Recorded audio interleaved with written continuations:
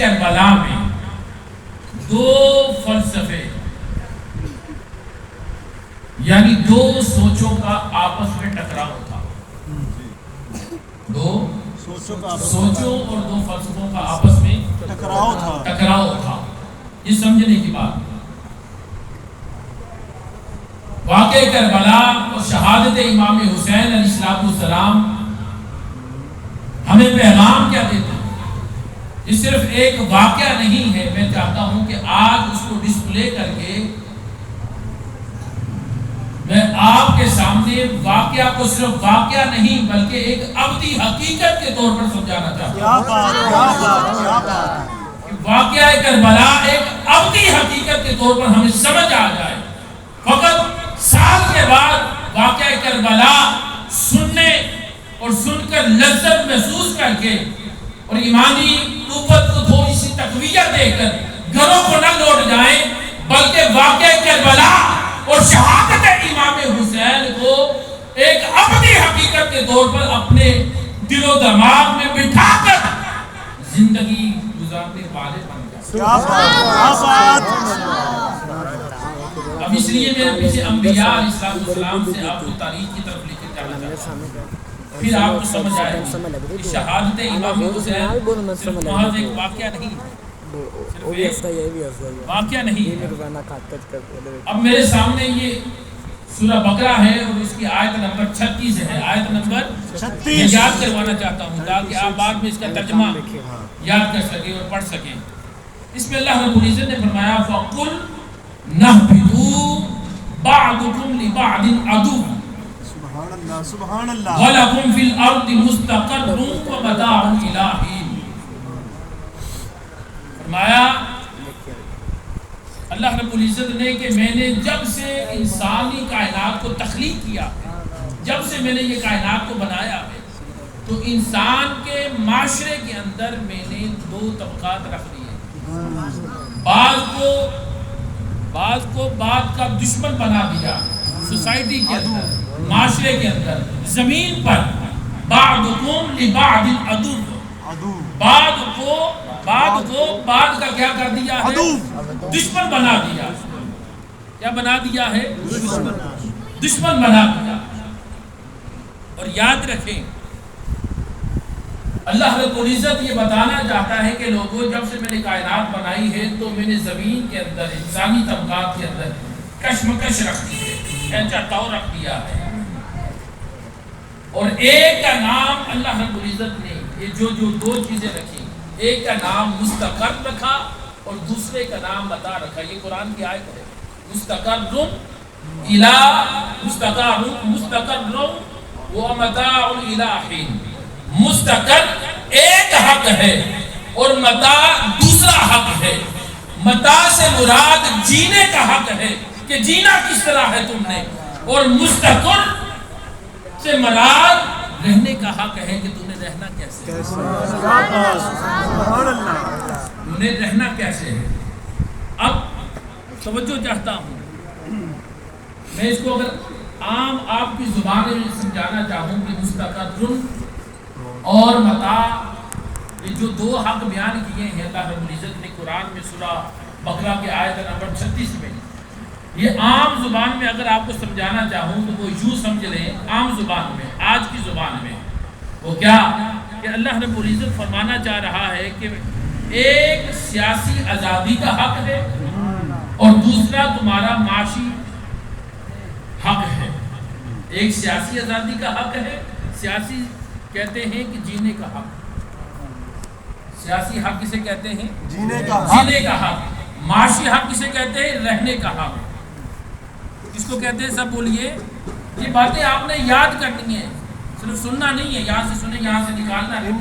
میں یاد کروانے آیا ہوں، کیونکہ طالب علم ہونا تو طالب علم سیکھتا ہے اور سکھاتا ہے، تو اس لیے آج آپ کو پیغام کربلا سکھانے آیا ہوں، فکر اور سوچ جو کربلا کی ہے وہ دینے کے لیے آیا ہوں۔ اس کو صرف سن کر گھر نہیں جانا بلکہ اس کو دل اور دماغ میں بٹھا کر آپ نے گھر جانا، تاکہ پتہ چل جائے کہ واقعہ کربلا اور پیغام کربلا ہے کیا۔ اب آگے چلیے، اللہ رب العزت نے فرمایا، اب اس کی تفسیر اور روشنی میں کر رہا ہوں، مختصر خلاصہ کر رہا ہوں اس آیت کی روشنی میں۔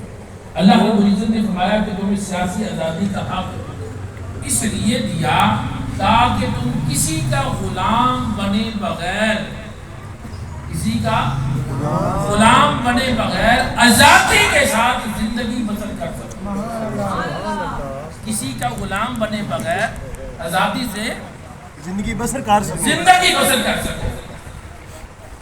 اور پھر فرمایا کہ ہم نے تجھے معاشی حقوق اس لیے دیے، مستقرن معاشی حقوق اس لیے دیے تاکہ تم کسی کا غلام بنے بغیر اپنی معاشی ضروریات کو پورا کر سکو۔ بے شک اس لیے معاشی حقوق دیے۔ فار بھائی بے شک، یعنی ایک کو اللہ رب العزت نے مستقرن کا نام دیا اور دوسرے کو متاع کا۔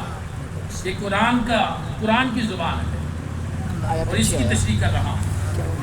اور یاد رکھیں اللہ رب العزت نے فرمایا کہ یہ دونوں حقوق جو میں نے آپ کو بتا دیے ہیں، عطا کیے ہیں، رب فرماتا ہے کہ یہ حقوق سب کو دیے ہیں اور سب کے لیے برابر ہے، کوئی اس سے بڑھ کر نہیں ہے، کوئی اونچا نہیں ہے، سارے اکول ہیں، برابر ہیں۔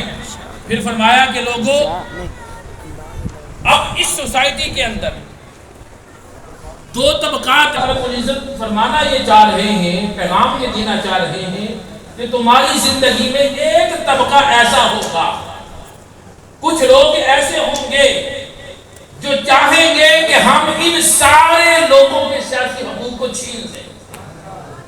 یہ طبقہ چاہے گا کہ ہم ان کے جینے کا حق چھین لیں، ان کو اپنا غلام بنا کر رکھیں، یہ ہمارے محتاج ہو جائیں۔ یہ لوگ چاہیں گے، مستقرن والے یہ چاہیں گے کہ یہ ہمارے غلام بن کر زندگی بسر کرے، سوسائٹی میں سانس لے تو ہمارے محتاج ہو۔ انہوں نے اپنے گھروں میں اگر کوئی گیس کا میٹر لگوانا ہے تو ہمارے ڈیرے کے محتاج ہو۔ عام زبان میں سمجھانا چاہتا ہوں، سمجھا رہی کہ نہیں آ رہی؟ یہ قرآن ہے جو سنا رہا، یہ کیا ہے؟ قرآن ہے۔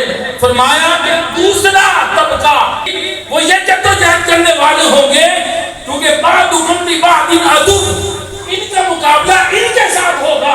یہ کہیں گے کہ نہیں، وہ ان کے ساتھ ٹکر لے کر کہیں گے اس قوت کے ساتھ کہ ہم غریبوں کے حقوق کو ان سے چھین سے واپس غریبوں کو دلوا دیں، غریبوں کو دلوا دیں، غریبوں کو دلوا دیں۔ سب بولیے۔ تو لہٰذا جو ظلم کرتا ہے، جبر کرتا ہے، زیادتی کرتا ہے، کسی کے حق پر ڈاکہ زنی کرتا ہے، اس کو کہتے ہیں احتسالی۔ کیا کہتے ہیں؟ اور احتسال جو ہوتا ہے اس کو باطل کہتے ہیں۔ احتسال کو کیا کہتے ہیں؟ باطل۔ اور جو احتسالی قوتوں سے لڑ کر غریب کے حقوق کو بحال کرواتا ہے اس کو کیا کہتے ہیں؟ اس کو کہتے ہیں حق۔ کیا کہتے ہیں؟ سب بولیے، کیا کہتے ہیں؟ حق کہتے ہیں۔ باطل کسے کہتے ہیں؟ احتسال کو باطل کہتے ہیں۔ جو کسی پر ظلم کرے، جبر کرے، زیادتی کرے، اس کو کیا کہتے ہیں؟ باطل کہتے ہیں۔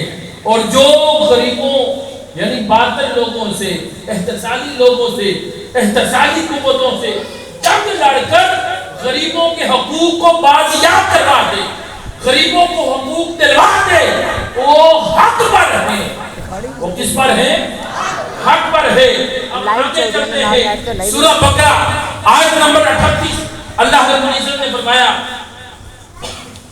وَإِنَّمَا يَأْتِيَنَّكُمْ مِنِّي هُدًى فَمَن تَبِعَ هُدًى فَلَا خَوْفٌ عَلَيْهِمْ وَلَا هُمْ يَحْزَنُونَ۔ اللہ رب العزت نے فرمایا، توجہ چاہتا ہوں، اللہ رب العزت نے فرمایا کہ لوگوں یہ قرآن کا ترجمہ پڑھنے لگا ہوں، یہ اس آیت کا، سورہ بقرہ کی آیت نمبر 38 کا۔ اللہ رب العزت نے فرمایا کہ میری ہدایت تمہارے پاس آئے گی، ضرور آئے گی، میرے پیغمبر لے کر آئیں گے، میرے نبی لے کر آئیں گے، میرے رسول لے کر آئیں گے۔ وہ کیوں لے کر آئیں گے مولا؟ وہ اس لیے لے کر آئیں گے تاکہ تجھے پہچان کروا سکے، تاکہ